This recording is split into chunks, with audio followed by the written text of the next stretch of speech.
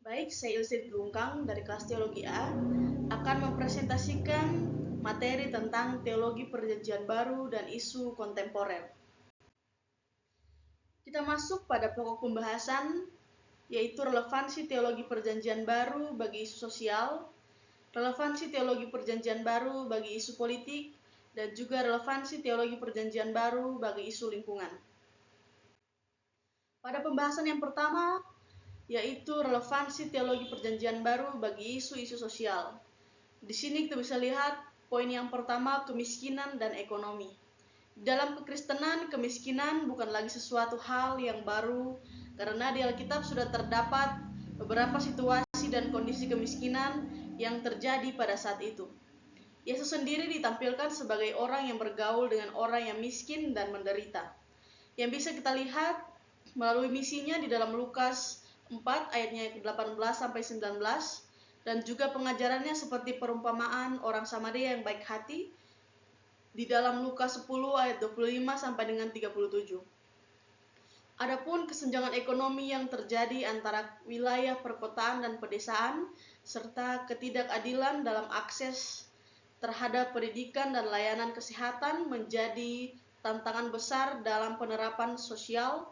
Alkitab memberikan gambaran yang jelas mengenai pentingnya memperhatikan orang miskin dan mereka yang tertindas. Kita masuk pada poin selanjutnya, yaitu diskriminasi sistemik. Dalam hal ini, diskriminasi berbasis etnis, agama, atau gender seringkali terjadi, baik secara eksplisit maupun implisit. Misalnya, kelompok minoritas agama kerap menghadapi hambatan dalam menjalankan ibadah atau mengakses hak-hak dasar. Diskriminasi berbasis etnis, agama, dan gender ini, baik secara eksplisit maupun implisit, menjadi isu dalam kehidupan sosial yang sejati. Alkitab mengajarkan bahwa dalam Kristus tidak ada perbedaan antar bangsa, ras, atau status sosial. Semua umat manusia setara di hadapan Allah, yang bisa kita lihat dalam Galatia 3 ayatnya yang ke-28. Kita masuk pada poin selanjutnya, yaitu prinsip teologis keadilan sosial. Keadilan sosial yang diajarkan dalam Alkitab tidak hanya relevan dalam konteks individu, tetapi juga dalam membangun masyarakat yang adil, di mana setiap orang dihargai dan diberikan hak yang sama, sesuai yang ditampilkan sebagai orang yang bergaul dengan orang yang miskin dan menderita. Keadilan sosial yang diajarkan dalam Alkitab tidak hanya relevan dalam konteks individu, tetapi juga dalam membangun masyarakat yang adil, di mana setiap orang dihargai dan diberikan hak yang sama. Kita masuk pada pembahasan yang kedua, yaitu relevansi teologi perjanjian baru bagi isu-isu politik. Poin yang pertama yaitu Yesus dan relasi agama dan negara. Yesus tidak bergantung dengan partai-partai politik pada zamannya, tetapi ia punya sikap politik yang jelas. Saat ditanya tentang pajak, Yesus menjawab, "Berikanlah kepada kaisar apa yang menjadi kewajiban kamu berikan kepada Allah." Dalam Matius 22 ayat 21 kita bisa melihatnya. Jawaban ini menunjukkan bahwa setiap orang punya dua tanggung jawab, kepada pemerintah dan juga kepada Allah. Yesus menegaskan bahwa negara dan agama adalah dua hal yang berbeda. Masing-masing punya peran sendiri. Negara tidak boleh menguasai agama dan agama tidak boleh memaksakan diri untuk menjadi pemerintah.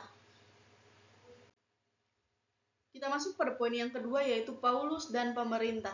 Sikap Paulus tampak dalam Roma 13 ayat yang pertama hingga yang ketujuh, di mana ia menekankan pentingnya ketaatan kepada pemerintah karena pemerintah dipakai Allah sebagai wakilnya di dunia untuk menata kehidupan masyarakat.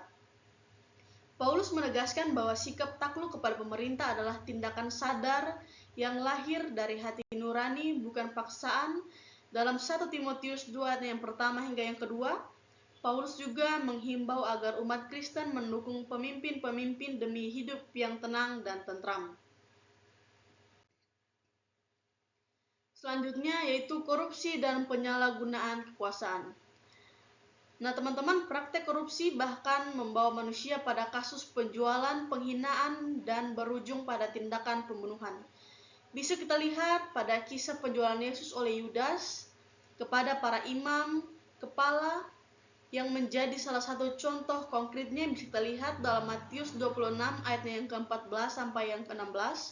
Selain kisah Yudas juga kita bisa melihat praktek korupsi juga sering dilakukan di Israel di bawah pengaruh kekuasaan pemerintahan Roma. Hal itu dapat ditemukan dalam kisah Sakeus pemungut cukai yang kita lihat dalam Lukas 19 ayat yang pertama hingga yang 10. Sakeus adalah seorang pemungut cukai yang kaya raya di kota Yeriko. Ia adalah seorang kepercayaan Kaisar Romawi. Ia bertugas untuk memeras atau menagih pajak terhadap orang-orang miskin Yahudi dan mengirimkannya kepada Kaisar yang hidup mewah di Roma. Kita masuk pada pembahasan yang terakhir, yaitu relevansi teologi Perjanjian Baru bagi isu-isu lingkungan. Nah, teman-teman, di sini ada poin pertama tentang pencemaran lingkungan. Teologi penciptaan merupakan dasar penting dalam iman Kristen yang menegaskan bahwa alam semesta diciptakan oleh Allah dengan tujuan yang baik. Penciptaan mencerminkan kuasa dan kebijaksanaan Allah, dan manusia diberi mandat sebagai pengelola dan penjaga bumi. Kerusakan lingkungan seperti pencemaran dan eksploitasi berlebihan merupakan pelanggaran terhadap kehendak Allah serta bentuk ketidakadilan ekologis yang bertentangan dengan kasih terhadap ciptaan. Selanjutnya poin pemanasan global. Dalam teologi Perjanjian Baru, manusia dipanggil untuk menjadi pengelola yang bijaksana atas bumi dan segala isinya. Ajaran ini menggarisbawahi pentingnya menjaga keseimbangan ekosistem dan melindungi lingkungan dari eksploitasi yang merusak. Isu kerusakan ekosistem dan krisis lingkungan saat ini menjadi tantangan global yang mendesak untuk mendapatkan perhatian serius dari berbagai disiplin ilmu, termasuk ilmu teologi. Karya penebusan Kristus bertujuan untuk memulihkan hubungan yang rusak, termasuk hubungan antara manusia dan alam. Sebagai pengikut Kristus, kita dipanggil untuk menjadi agen rekonsiliasi, kerja untuk memulihkan ekosistem yang rusak sebagai misi dari Allah dan lebih besar. Baik, kita masuk pada kesimpulan. Teologi Perjanjian Baru relevan terhadap isu sosial, politik, dan lingkungan pada masa kini. Yesus mengajarkan kasih dan keadilan bagi kaum miskin serta menolak diskriminasi. Paulus juga menekankan tentang ketaatan kepada pemerintah sebagai bentuk tanggung jawab iman. Dalam isu lingkungan, manusia dipanggil menjaga alam sebagai ciptaan Allah dan kerusakan lingkungan dipandang sebagai pelanggaran terhadap kehendaknya. Teologi ini mendorong peran aktif umat dalam membangun masyarakat yang adil dan yang mau menjaga bumi. Sekian presentasi saya, terima kasih.